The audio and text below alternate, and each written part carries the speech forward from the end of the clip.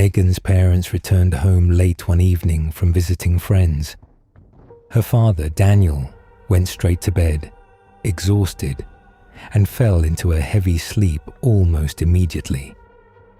Her mother moved quietly around the kitchen, putting things away, trying to settle her thoughts. Not wanting to be in the way, Megan decided to watch television in the living room. She opened the door softly and froze.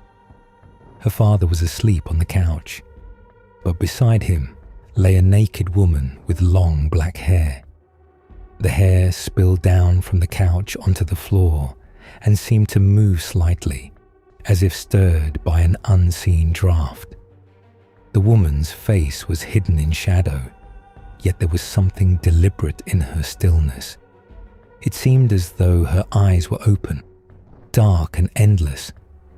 Megan slammed the door shut in terror. Her heart pounded wildly.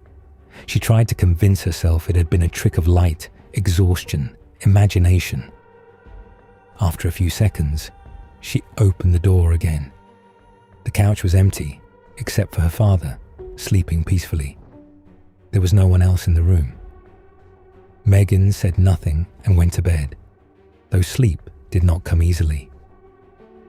The next morning, she gathered the courage to tell her mother what she had seen. They sat at the kitchen table over breakfast, while Megan described everything. She expected her mother to laugh and dismiss it. Instead, her mother's face turned pale, and fear flickered in her eyes. After listening carefully, she said that many years earlier, she had seen something very similar. When Megan's parents were newly married, they lived in an apartment owned by Daniel's mother. One evening, her mother-in-law left the front door slightly open while taking out the trash. Megan's mother was inside when she felt something rush past her and slip into the bedroom she shared with her husband. It was not a cat. It was not a person. Out of the corner of her eye, she saw the faint outline of a woman moving slowly through the room. Terrified, she ran into the hallway and waited for her mother-in-law to return. The older woman also felt a strange draft pass by her and disappear into the apartment. Neither of them dared to go inside alone. They waited at a neighbor's place until Daniel came home. Together, they searched every corner of the apartment, closets, cabinets, the balcony.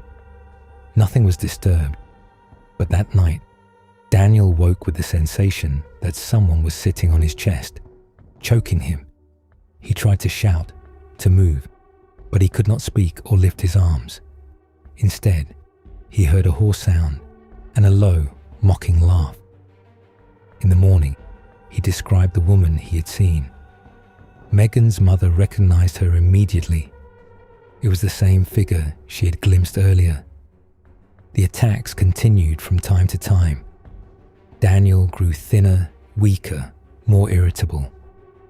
When Megan was born, the family moved into a company-provided apartment. Her mother hoped whatever haunted the old place would stay behind. But one morning, in the new apartment, she opened the bedroom door to call Daniel to breakfast and saw the same naked woman with long black hair lying on her side of the bed, embracing him as he slept. She screamed his name and turned on the light. The room was empty. Later, Daniel's mother admitted that Megan's grandfather had once loved a woman named Elena. She herself had wanted him and had spread lies to ruin Elena's reputation so he would leave her. She comforted him afterward and eventually married him. Elena could not survive the betrayal and took her own life. Daniel was the exact image of his father. The grandfather died young under mysterious circumstances. He went to sleep one night and never woke up. After his death, it seemed as though Elena's spirit turned its attention to his son and followed him into his new home. And so jealousy and the desire to steal another woman's love led to tragedy, and to a family forced to share their home and even their bed with a restless ghost.